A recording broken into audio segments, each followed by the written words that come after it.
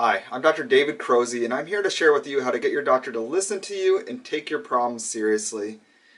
In the first couple minutes that you talk with your doctor, they're assessing how severe your condition is and how much time and thought they should put into it. They're looking at a few different factors. They're going to watch how you move and your general demeanor. So if you come into the office and you're spurting blood, or you're hanging onto a spouse and wincing with every step, or you have shortness of breath, they'll take your problem very seriously. But if you come in and you're able to walk normally and be a pleasant person, then the doctor is much less likely to recommend the tests, to spend a good amount of time with you, and to really figure out exactly what your problem is and decide a plan to fix it as completely as possible. Besides how you act and your general demeanor, your doctor also will probably somewhere on your paperwork or in person ask you to rate your pain on a 0 to 10 scale. And it can be very hard to know what to put down on that if you don't have severe pain. If you put a low number, you're communicating to the doctor that your problem's not a big deal. But if you put a high number, you can come across as an exaggerator, or maybe that you even have mental problems. So that doesn't succeed either. A few years back, I had a health crisis where I had low back pain and pain going down my leg, and my foot was going numb on my way to work. And I had trouble getting a doctor to take my problems seriously. And during that time, I realized that my pain was a 4 or 5 out of 10, so it made sense that these doctors didn't think I was in a crisis. I was still able to walk normally, and I was still able to be a pleasant person. During that time, I realized that there's this second scale that's more important for you, but you need to communicate it to your doctor. In the scale, I call it the how ticked off are you your problem scale.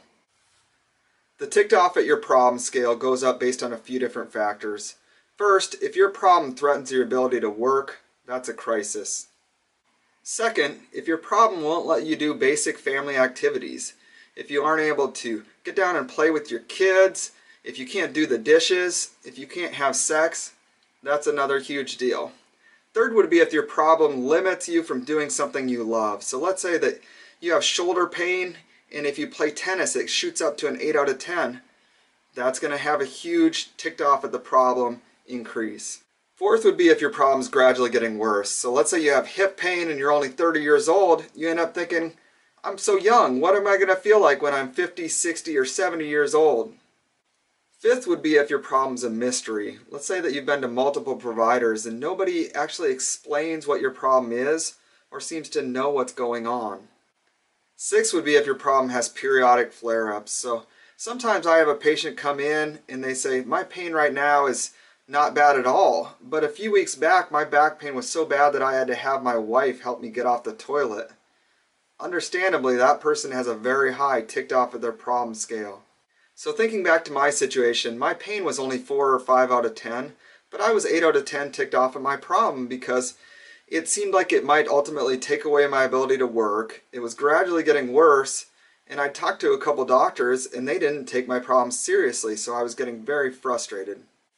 So when you go to a doctor, your job really early in the visit is to clearly communicate to the doctor why you're so frustrated by your problem and why you need their help to take the problem seriously and figure out what the problem is. I'll go over some sample statements that a person might say to their doctor next, and I hope you'll be able to see that this would help the doctor step into your shoes and understand why your problem is a big deal, even though you're not wincing or yelping with every step. Doctor, as I sit here today, I don't have any pain, but I need you to treat my problem of migraines with the seriousness of a crisis, because they've been happening more and more frequent. They're happening once or twice a month now, and when they happen, they're severe enough that I have to go home from work, and in my job I have to give presentations. If one of them happens on a day when I have an important presentation, it could ultimately cost me my job, and so really would like to know any thoughts that you have about how to figure out exactly what's going on. Doctor, as I sit here today, my back pain's pretty mild, but I need us to treat it with the seriousness of a crisis, because if I go on a long drive, it completely seizes up. It happened on one of my business trips and I wasn't able to perform my job. Also, I can't do things around my house. There's been a couple times that doing things as little as taking out the garbage or mowing the yard caused my back to seize up and I had to lay on the couch for the weekend. I mean, it's frustrating to not be able to be a good husband. And then additionally, it's gradually getting worse. So these severe flare-ups are becoming more and more frequent. So I really appreciate anything that you can do to figure out exactly what's causing my problem and go over strategies about how we can get it fixed up completely. Doctor, I know that my knee, I was able to walk in without severe pain or a major limp, but that's because I've been babying it. Anytime I run, which I used to consider running to be the thing that I love, my knee flares up, it swells up, it gets up to like 8 out of 10 pain if I do that, and so I've just had to stop, but I'm super frustrated. Additionally, I've already gone and seen one of the top surgeons in this area. They did an arthroscopy, that didn't fix it, and I've gone and see a physical therapist and they didn't fix it. And so I really am here just asking you to treat this knee problem with the seriousness of a crisis. And I'd like to know anything that you think that we could do to figure out exactly what's causing my knee to still have this problem and what we can do to get it fixed up. Doctor, I know that my daughter looks healthy, but I need you to treat her stomach hurting with the seriousness of a crisis, because almost every night she has this terrible pain. A lot of times it's in the middle of the night and she comes in and wakes us up. She's crying, and it's really affecting our sleep a lot. I actually fell asleep at the office the other day, and if my boss had seen me, I could have gotten fired, so that would have been a total crisis. It's making me a worse mom because I don't have as much patience and I'm not able to be as sweet to my children.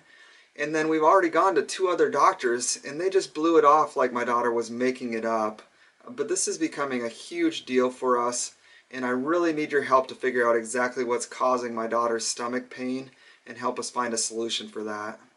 I've got a couple other tips for you to make your visit with your doctor go better. First, your doctor is busy and only has so much time set aside for your visit, and so it's helpful to come across as a reasonable person who understands that they're not going to necessarily figure everything out in one visit. So after you explain why they need to treat your problem with the seriousness of a crisis, you might say, I understand that we might not figure this all out today and that there might need to be follow-up visits. I just really want to figure out exactly what my problem is. Another tip would be to let the doctor know that you'd like to know all the different options that might be available as far as tests, but that you'd also like to know about the cost. In a world with these high deductible health plans, a lot of times you are responsible for the costs of the testing that gets done. And so sometimes a doctor will look at you and they might make a judgment that you wouldn't want to pay for a certain test. So asking them to tell you exactly what tests might be available or might be helpful is a great way. So you might say, Doctor, I'd really like to know any tests that would help us figure out exactly what's going on. But because I do have a high deductible health plan, I will want to get some information about how much those cost before we proceed. And I'd like to know what you think that we might find out by doing those tests. A third tip would be to realize that not every doctor is proficient at actually figuring out what people's problems are. A few years back, I had 3 patients come in from the same family health clinic that had 7 different medical doctors and nurse practitioners. And I asked these 3 people, a nurse, a CNA, and somebody that worked in scheduling, the same question. I said, if I have a patient to refer to that group of family doctors, which one would you recommend and why?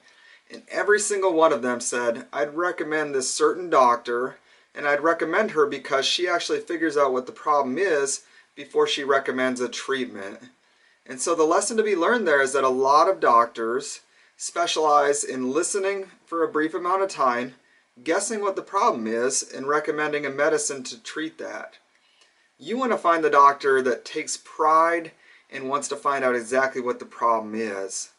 My personality is a little bit that way. I often have said I'd rather be right than rich, and so I like to figure out exactly what the problem is.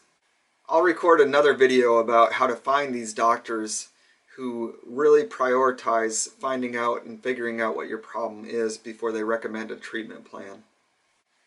I really hope that you found this information valuable and that you're able to put it into action to have a healthier life for you and your family members and your friends. Share this video with your loved ones.